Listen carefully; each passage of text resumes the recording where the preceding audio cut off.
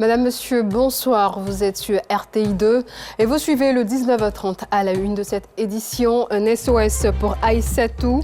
Élève en classe de CM1, Aïssatou est rongée par une tumeur qui déforme son visage. Elle bouleverse sa vie ainsi que celle de sa famille. Le cri de cœur de toute sa communauté a été réceptionné par notre spécialiste des reportages SOS.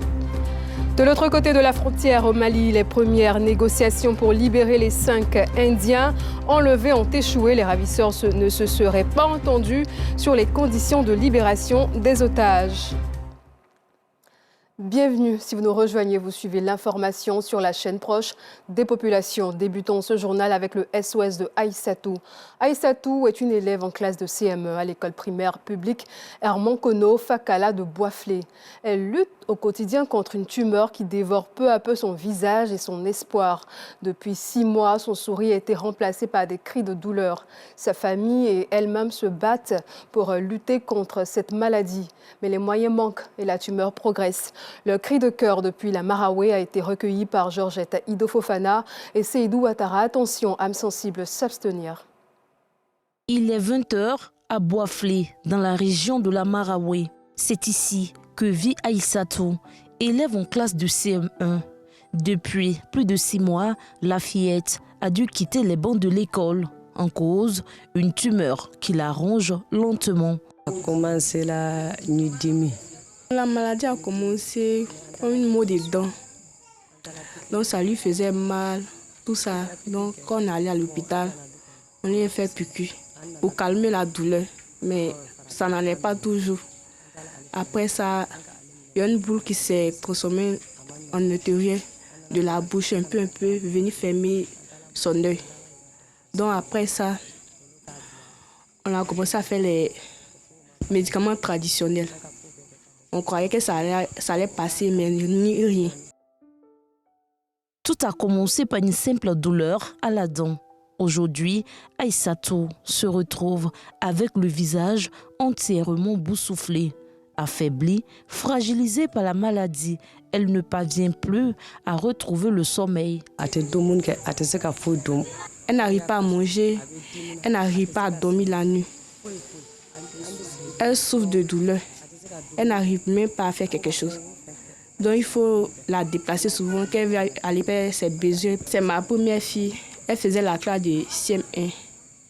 Donc à cause de sa maladie, elle n'arrive plus à partir à l'école. Elle souffre de douleur. Vraiment, tout ce que je veux là, qu'elle guérisse, qu'elle commence à aller à l'école. Sa mère raconte le long combat engagé pour la sauver. De nombreux centres de santé ont été visités sans résultat. Le dernier médecin consulté au CHR de Boaké a recommandé une évacuation à Abidjan. Mais faute de moyens, la famille a dû rentrer à Boisflé impuissante. On a fait le tour des hôpitaux à Boisflé. Comme ça n'a pas marché, on allait à Boaké. Arrivé à Boaké, et ils disent qu'il ne peut pas traiter la maladie. Donc il faut qu'on aille à Abidjan. Mais là-bas, pour Abidjan, pour qu'on soigne ça, il faut 4 millions d'abord. L'état de santé d'Aïssatou bouleverse toute la communauté. Voisins, amis, camarades, chacun tente d'apporter un peu de soutien à cette fillette dont le sourire s'éteint jour après jour. C'est vraiment décourageant de voir ce genre de situation. Donc nous lançons un appel à toute la communauté ivoirienne, que ce soit musulmane ou chrétienne, pour que cette fille retrouve le sourire. Aïssatou n'est pas un cas isolé. Sa sœur cadette souffre elle aussi d'un problème à l'œil. Aujourd'hui, leur seule lueur d'espoir, c'est la solidarité et la générosité des bonnes volontés. Beaucoup de courage à Aïssatou et à sa famille. Nous espérons fortement que les âmes de bonne volonté lui viennent en aide. Place à présent à la rubrique du jour.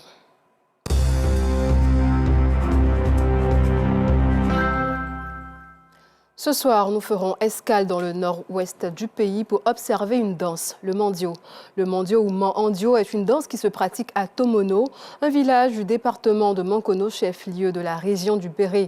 Cette danse est empruntée à la culture religieuse des Bakayoko, habitants de la localité en majorité musulmane, mais dans un milieu où vivent les chrétiens et les animistes. Le mandio fait l'unanimité et se danse par tous et attire même des personnes d'autres contrées. Théodore Zouzou, Ibrahim Touré et Baba Bakayoko y ont assisté récemment. Ils nous donnent un aperçu de cette danse dans l'escale 225 de la semaine. Tomono, village situé à 30 km de Mankono, chef-lieu de la région du Béré dans le nord-ouest du pays. Une mélodie envoûtante. Ce son provient de la grande mosquée. À Tomono, vivent les Bakayoko à majorité musulmans. Ils manipulent avec perfection le xylophone, distillant cette sonorité qui attire les villageois passionnés de mandio, danse traditionnelle religieuse. Ces joueurs ont ici un rôle de griot, de communicateur. La première séance que nous venons de faire, c'est pour lancer un appel à toute la population de sortir qu'il est l'heure pour que la danse du mandio puisse commencer. Une danse traditionnelle islamique. Les batteurs présentent leur civilité aux responsables de la bourgade, assis à l'intérieur de la mosquée. C'est à ce moment qu'arrivent les deux chanteurs de mandio.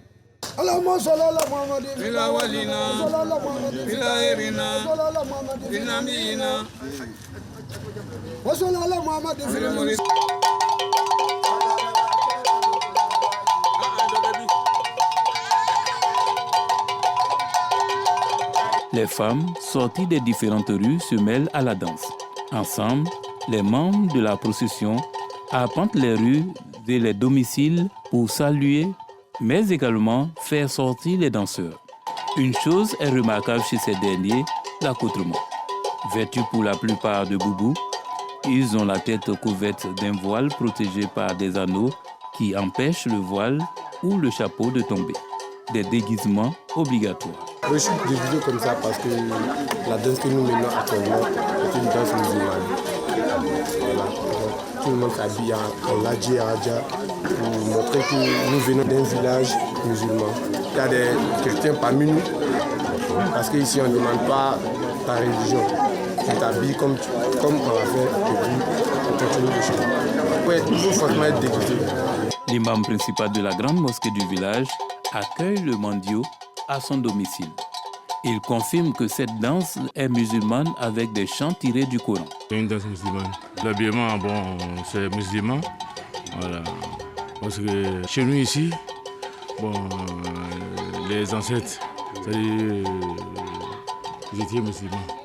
Et ils s'habillaient comme on vient de voir. Quand on dit Madio, chez nous,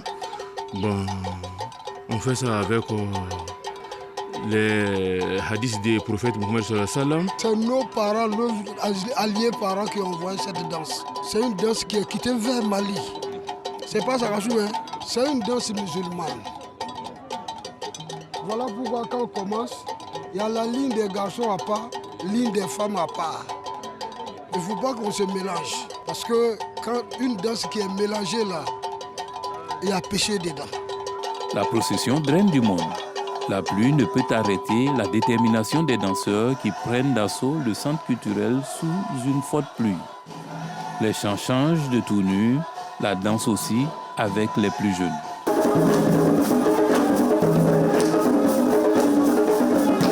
Terminé, la terre principale de Tomono retrouve son animation. Les files distinctes de femmes et d'hommes formés, la fête peut reprendre. Les anciennes portent de nouveau le flambeau et animent la procession.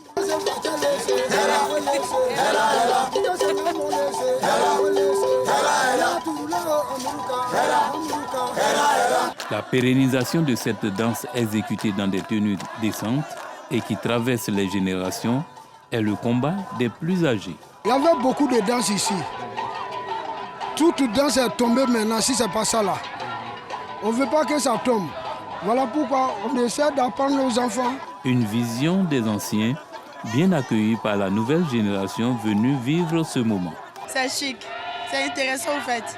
Les parents ont raison de nous léguer cette danse parce qu'on ne doit pas oublier la tradition. C'est important pour nous de pérenniser la culture de notre village en tant que jeune dynamique de Tomono. Et c'est un plaisir pour moi d'être là aujourd'hui, accompagnée de mes sœurs, mes cousines.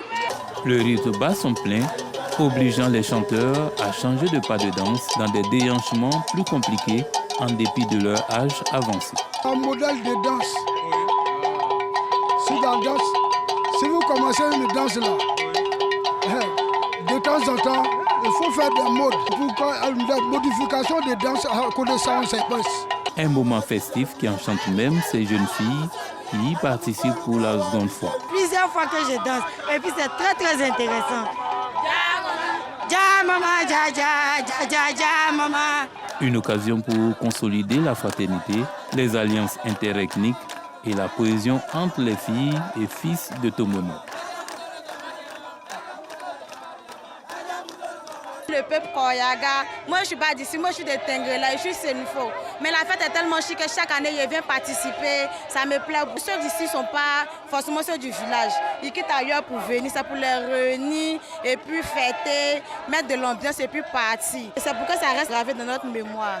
Le Mandio, l'une des plus grandes attractions de la semaine socio-culturelle de Tomono, Sesculto, est pour le peuple Koyaga un atout culturel à promouvoir et qui mérite d'être vécu pour le bonheur de tous. Direction le Gbeke dans la ville de Bouaké. Les sculpteurs proposent une variété d'objets d'art aux touristes, visiteurs et populations. À travers leur génie créateur, ils produisent des masques, des statuettes et des tableaux qui mettent en valeur les atouts culturels et touristiques de la Côte d'Ivoire. La plupart d'entre eux n'ont jamais suivi de formation. Immersion dans leur univers avec Assitan Diarra et Kadebachil. Dans la ville de Bouaké, au marché du quartier Kennedy, est niché Étienne, un sculpteur à mobilité réduite au talent fabuleux. Sa spécialité, les objets d'art qui mettent en valeur la culture ivoirienne. C'est depuis le bas âge qu'Étienne s'est lancé dans ce domaine sans aucune formation. J'ai dessiné petit tabouret à Caen. Et puis j'ai fait à Walé. J'ai fait Kay aussi. Les gens, ils aiment à Walé, Gérard. De Côte d'Ivoire, d'Afrique aussi. Dans ce marché, de nombreux sculpteurs vivent de ce métier. Leur journée tourne autour de la confection et la commercialisation de masques, de tableaux, des statuettes, des tam-tams et des guitares. Un métier qu'ils exercent avec passion.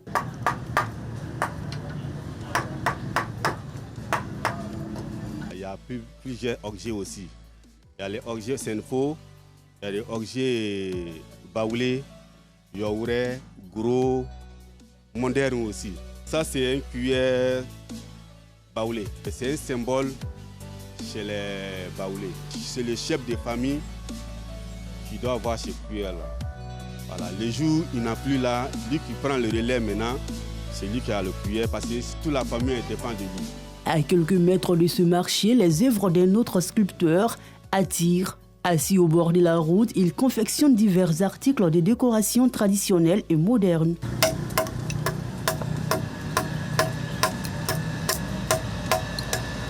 Dans sa tête, ils sont en train de fabriquer.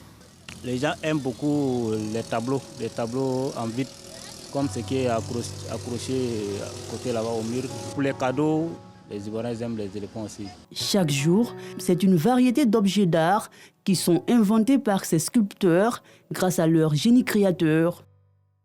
Toujours à Bouaké, à l'occasion de la 2e édition de la Journée internationale de la langue soninké, la communauté soninké de Côte d'Ivoire s'est réunie pour célébrer sa langue, sa culture et son identité. Un moment de valorisation du patrimoine linguistique africain, inscrit désormais au calendrier international depuis 2023 grâce à l'UNESCO. Laure Goretti et Charles Tatou.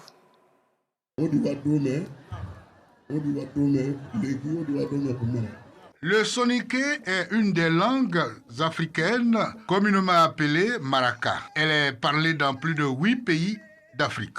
Son importance a permis à l'UNESCO de lui dédier en 2023 une journée internationale célébrée chaque 25 septembre.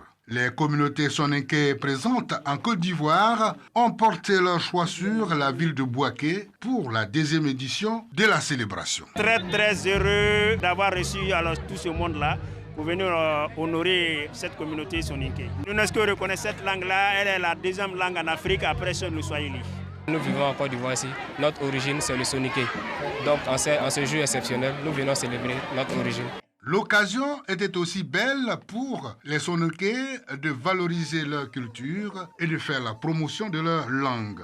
Donc en réalité c'est quoi? On veut montrer à la communauté que l'identité de tout individu se cache derrière la langue. On est par rapport à notre langue. Comme c'est inscrit au thème de cette année, l'impact de l'outil numérique sur la pérennisation de la langue. On trouve le peuple soninké, par exemple, au Mali, en Guinée, au Niger et en Sierra Leone.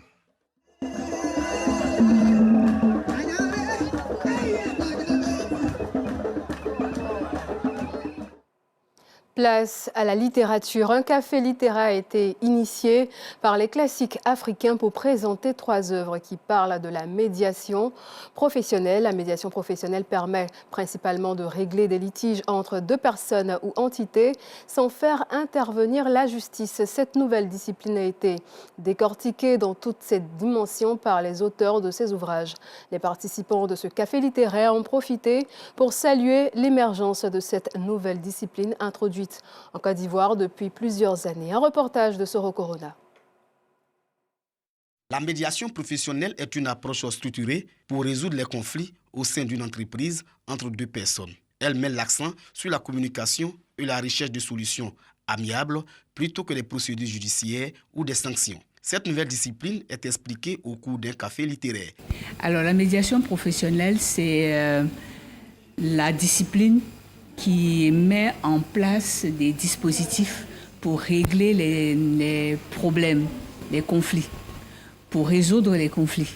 Donc c'est tout un dispositif qui est mis en place pour mieux vivre avant, pendant et après. 3 auteurs ayant écrit sur la médiation professionnelle, eux-mêmes médiateurs professionnels, ont exposé sur cette approche. Lorsqu'on a commencé avec cette discipline, on a fait beaucoup de rencontres, beaucoup de conférences, beaucoup de tables rondes, etc., etc. Mais on s'est rendu compte qu'on ne touchait pas un public assez large. Voilà. Donc on s'est dit, bon, en écrivant, ça allait être une très bonne chose. C'est ce qui nous a mené à écrire ces 2 livres. Le café littéraire est à l'actif des classiques africain basé ici à Bouaké. La promotion de 3 ouvrages qui portent sur la médiation professionnelle et que nous avons édités en 2024. Donc faire la promotion de ces 3 livres, faire la promotion de leurs auteurs. Les participants, composés en majorité d'étudiants, veulent s'intéresser à ce métier. En tant qu'étudiante, voilà, ça a été une opportunité de découvrir un nouvel emploi, voilà, dans un monde en mutation. La médiation professionnelle introduite en Côte d'Ivoire depuis 2014. Le pays compte à ce jour 100 médiateurs professionnels. Dans l'actualité hors de nos frontières au Mali, la médiation engagée ce samedi pour libérer les 5 ressortissants indiens enlevés le jeudi 6 novembre 2025 dans l'ouest du pays a échoué.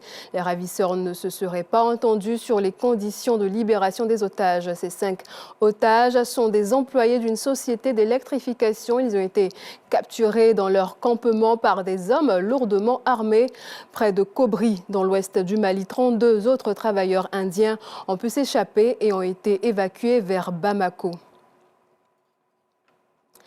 La paix se consolide progressivement entre la République démocratique du Congo et le Rwanda. Les 2 pays ont signé dans la nuit de vendredi à samedi 8 novembre à Washington le texte intégral du cadre d'intégration économique régionale qui constitue le volet économique de l'accord de paix du 27 juin 2025. Toutefois, le document précise que la mise en œuvre de ce cadre d'intégration économique demeure subordonnée par l'exécution satisfaisante du concept d'opération et de l'ordre opérationnel prévu par l'accord de paix.